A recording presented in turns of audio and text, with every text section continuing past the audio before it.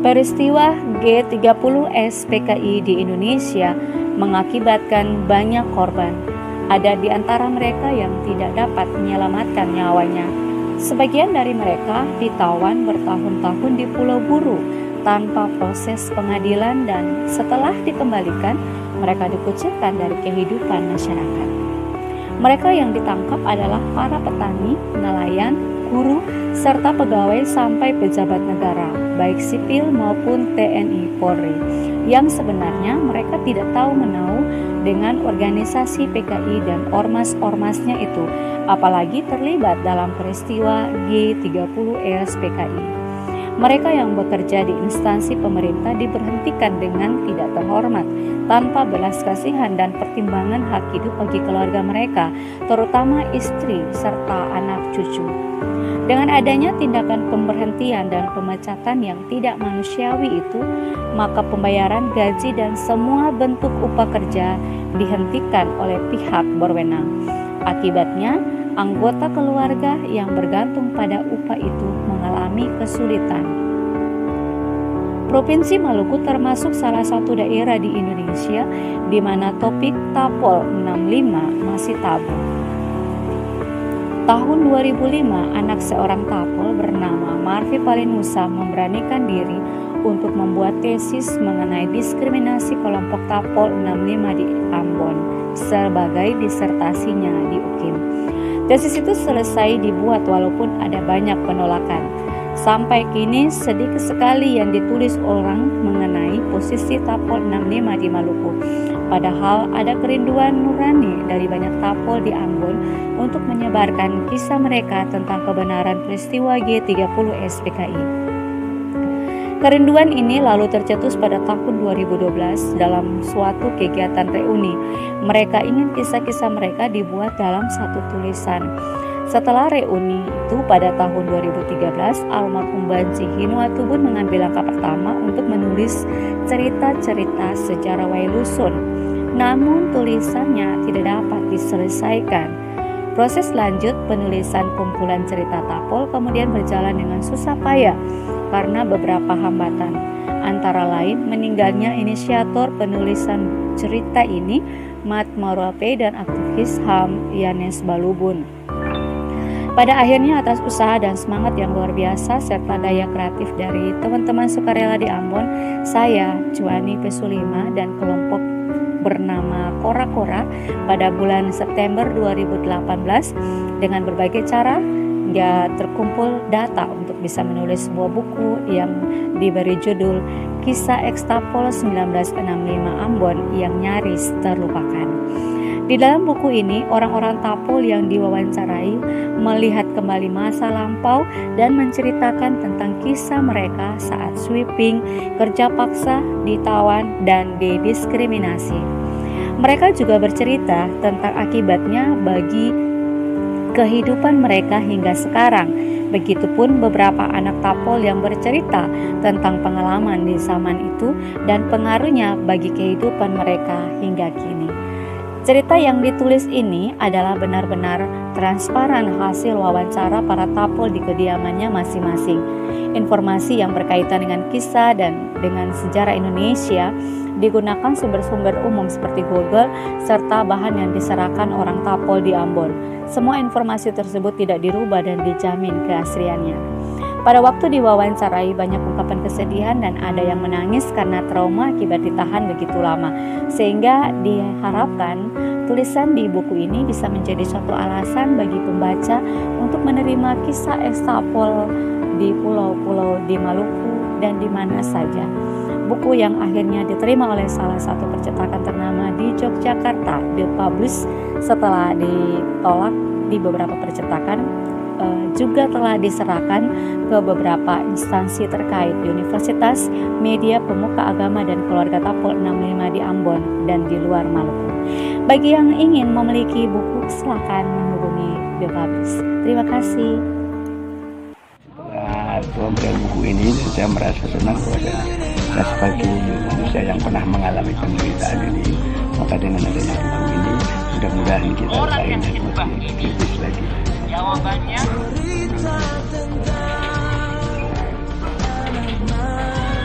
Demikianlah ada kalimat mengatakan penderitaan adalah sekolah hidup. Kita belajar pada sekolah hidup, belajar terus. Dan sampai saat ini Tuhan tidak pernah meninggalkan orang yang benar. Ketika guru kita berhasil dapat pensiun yang 3 teman. Karena tidak ada satu. Tuhan buka jalan ini kita berjuang sampai ke Jakarta. Pada tahun kedua guru SMA semua bisa tulisan itu. Ya ampun, tiada orang pun betul belanja dengan uang 13 juta. Kita dapat juga pensiun dari kedua 4. Nama ada Mabal Masjid dan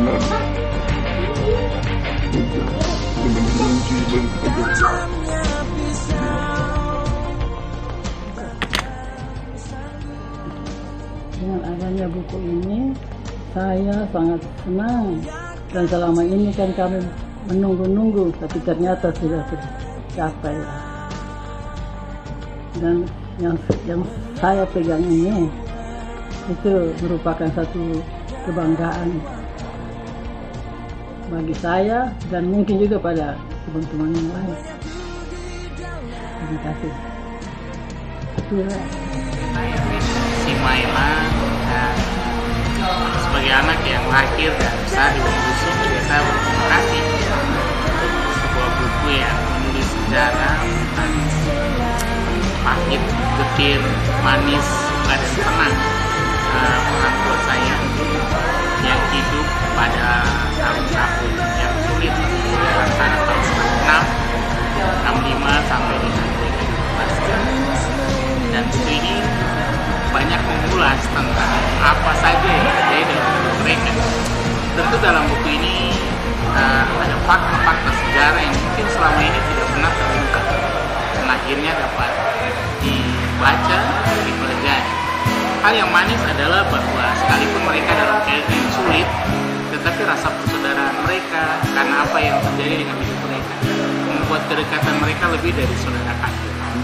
Hal yang luar biasa dari kehidupan mereka di dalam tahanan politik. Kita harap setiap orang yang membaca buku ini dapat memberikan inspirasi, juga memberikan mereka semangat bahwa hidup tidak selamanya sulit, dan sesuatu yang sulit dapat membuat kita menjadi kuat, menjadi tegar, bahkan dapat melakukan sesuatu yang besar untuk hidup kita. Hari ini hampir semua anak-anak Trapol hidup baik.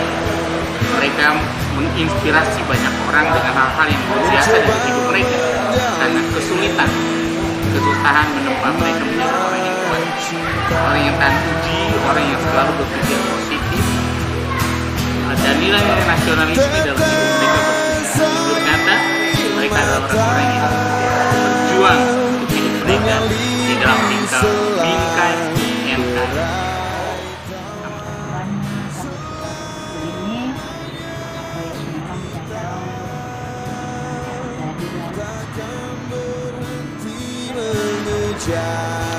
Dari judul buku ini bisa Trapol nyaris terlupakan. Sebetulnya buku ini penting dalam kaitan dengan bagaimana mengangkat anak-anak yang orang tuanya dituduh terlibat dalam partai politik G30S. Kenapa? Kalau melihat sejarahnya, orang tua mereka ini pada saat itu tidak diambil dan dituduh terlibat dalam G30S. Karena Indonesia ini negara hukum, dan yang berhak untuk menyatakan seseorang bersalah itu adalah keputusan pengadilan, bukan yang lain. Kalau berangkat dari pikiran hukum, yang dikantongi oleh Indonesia sebagai negara hukum, maka saya mau katakan orang tua daripada anak-anak ini yang dituduh DKI pada saat tahun 65 itu tidak diproses sesuai dengan HIR, hukum acara pada saat itu. Mereka harus ada penyelidikan, penyidikan, kemudian penuntutan, naikkan ke jaksa, kemudian diproses di pengadilan, lalu ada putusan pengadilan yang menyatakan mereka bersalah atau tidak. Kepada orang tua ex-apo ini yang dibilang ex-apo tahun 65 ini, tidak ada satu keputusan pengadilan yang bersifat tetap dan punya kekuatan hukum, sehingga mereka bisa dikatakan bersalah atau tidak. Nah, dalam posisi seperti itu sekarang dialami oleh anak-anak mereka. Mereka melamar untuk jadi pegawai negeri, melamar untuk bekerja, polisi dan tentara, itu tidak diterima. Nah, dari pendekatan manusiawi, mereka ini bagaimana? Kalau toh orang tua mereka bikin salah, kesalahan itu kemudian dinodai kepada anak-anak, tidak boleh. Apalagi tidak ada keputusan pengadilan yang bersifat tetap dan punya kekuatan hukum yang mengatakan orang tua mereka bersalah. Karena itu perbedaan. Buku ini adalah buku yang perlu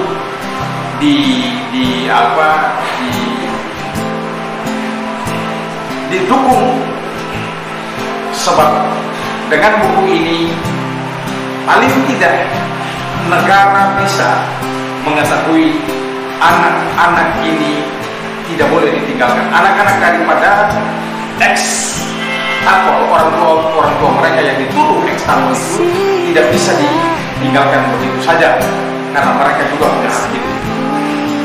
Sehingga buku ini perlu disebarluaskan untuk negara juga mengetahui. Pada perlu negara juga harus meminta maaf kepada keturunan mereka. Karena itu beranjak dari yang tadi kita bilang, tidak seluruh mereka dinyatakan terlibat dalam G30S karena tidak ada keputusan pengadilan yang bersifat tetap dan punya kekuatan. Itu.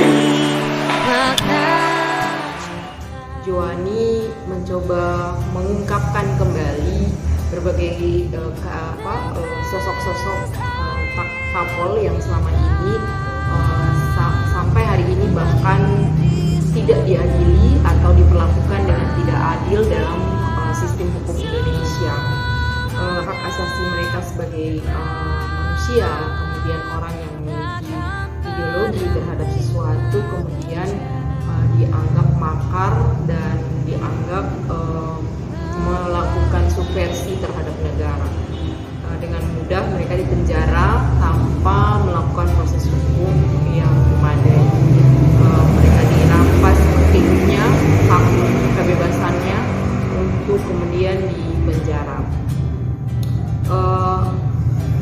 Dari sisi media, saya melihat ada banyak sekali missing link yang menyangkut pemahaman isu-isu komunisme yang dianggap tabu sehingga tidak boleh sampai ke telinga publik.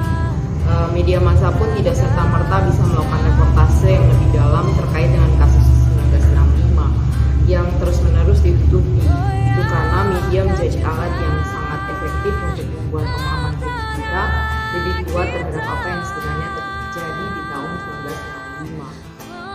Negara yang abai terhadap hal-hal semacam ini, dan hal ini menyebabkan luka dan trauma yang sangat dalam terhadap mereka yang mengalaminya di masa itu, dan tentu saja hal itu sulit diberikan. Kita semua, siapapun kita, bertanggung jawab terhadap kondisi di tahun 1965, terutama negara. Itu saja dari saya. Oke, selamat sore kawan-kawan semua. John, langsung aja ya. Pertama mau saya baru sempat memberikan komentar ini. Saya sudah berjanji sama kamu sekitar sebulan yang lalu. Tadi seperti aku cerita, aku sakit kena COVID dan harus isoman hampir selama 3 minggu. Untung sekarang saya sudah pulih kembali ya. Jadi mohon maaf untuk itu. Nah, kedua, yang ingin saya katakan pertama-tama adalah saya itu kagum ya. Saya benar-benar salut kepada bapak-bapak, ibu dan juga kakak-kakak, adik-adik yang berani bercerita itu. Jadi mereka telah mengobrak kebisuan tentang dan menceritakan apa yang terjadi terhadap mereka, pada kita semua. Itu sampaikan hormat saya kepada bapak-bapak dan ibu mantan Papua Nugini yang ada di Ambon untuk itu. Saya tentu menyambut dengan hangat diterbitkannya buku. Saya tahu bahwa upaya untuk menerbitkan buku ini juga tidak mudah. Habis berbuku ya. Tapi ya alhamdulillah akhirnya buku ini berhasil diterbitkan dan ini menjadi sumbangsih yang luar biasa bagi satu historiografi atau pencatatan sejarah kita sendiri tentang tragedi 65. Ini buku yang pertama, menurut catatan saya ini buku yang pertama yang bercerita tentang kisah para Papua 65 yang ada di Ambon. Saya sebelumnya belum pernah menemukan atau membaca buku tentang Papua 65 Ambon. Mungkin ada ya, saya aja nggak tahu. Tapi setahu saya ini adalah buku yang pertama. Untuk itu ini menjadi sesuatu yang istimewa. Itu catatan saya. Hal lain, buku ini penting untuk dibaca oleh kita semua. Baik oleh saya Kepala Perwakilan Komnas HAM Perwakilan Maluku Benedictus Sartol, terkait dengan penerbitan buku Kisah Ekstapor Semasa yang baru diterbitkan.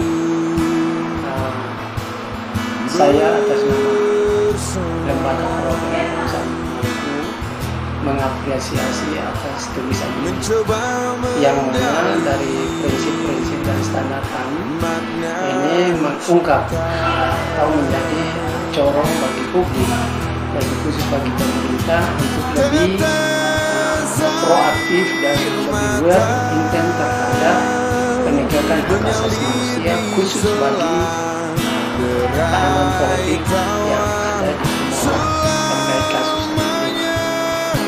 Sebagaimana kita ketahui bersama bahwa kasus pelanggaran HAM itu tidak kadaluarsa, kapan saja bisa diungkap jika ada keinginan baik dari pemerintah untuk mengungkap fakta sebenarnya, apakah mereka ini terbukti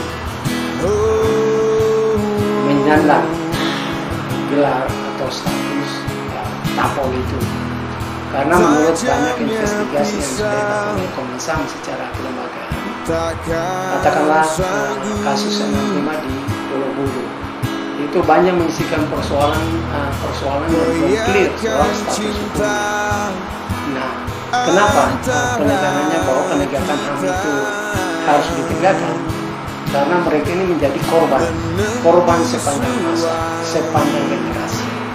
Jadi negara punya kewajiban untuk hadir memastikan, karena yang mereka mengalami langsung dan dampak langsung adalah mereka tidak diberi akses untuk pemenuhan hak-hak politiknya, hak-hak kesejahteraannya, akses untuk menjadi anggota TNI maupun Polri sebagai ASN. Mereka ini terganjal karena ada ketidakpastian hukum terhadap status mereka. saya berharap dengan tulisan-tulisan ini dan juga dengan tulisan-tulisan yang lain yang masih investigasi Roma, ini menjadi referensi bagi negara untuk memastikan hak-hak mereka, untuk memastikan masa depan generasi mereka.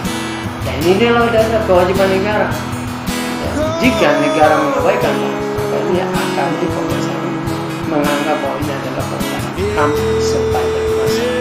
Dalam hal ini bahwa dipastikan, sehingga kalau memang benar-benar mereka ini adalah tahanan politik, ada dokumen hukum yang membuktikan, maka silakan lakukan. Dipastikan juga sehingga mereka ini adalah bukan status napol, sehingga hak mereka dipulihkan, kesejahteraan mereka dipulihkan dengan membuka akses mereka sehingga mereka sebagai warga negara yang lain. Saya pikir itu. Terima kasih kepada Ibu yang telah mengungkapkan sebuah kebenaran tentang kemanusiaan yang terjadi di negara kita ini. Jadi kepada saudara-saudari kita yang dulu diberikan label PKI di guru, ini sampai saat ini kasihan mereka ini seakan-akan menjadi bukan warga negara yang tinggal di negara ini. Mereka tinggal tapi mereka seperti tidak punya hak dan tidak diperhatikan, bahkan hak asasi mereka senantiasa ditindas dan dijauhkan dari kehidupan Pancasila, negara yang berdasarkan asas Bhinneka Tunggal Ika ini.